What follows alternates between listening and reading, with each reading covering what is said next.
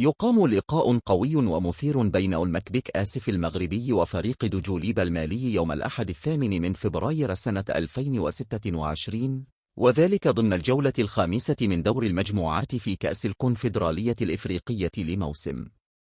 تنطلق صافرة البداية في الساعة 7 مساء بتوقيت المغرب والجزائر وتونس، وهو ما يعادل 8 مساء بتوقيت القاهرة ومصر و9 مساء بتوقيت المملكة العربية السعودية، ليتيح لعشاق كرة القدم في مختلف الدول متابعة اللقاء في توقيت مناسب لهم.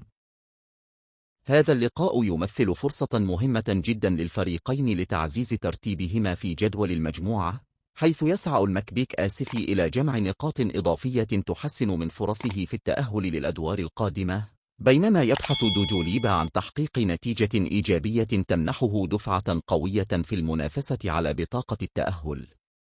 ومن المتوقع أن تذاع المباراة عبر شبكة قنوات بين سبورتس مين، الناقل الحصري لمباريات كأس الكونفدرالية الإفريقية في منطقة الشرق الأوسط وشمال إفريقيا، مع تغطية شاملة لكل تفاصيل اللقاء من صافرة البداية وحتى صافرة النهاية، بما في ذلك أبرز اللقطات، الأهداف،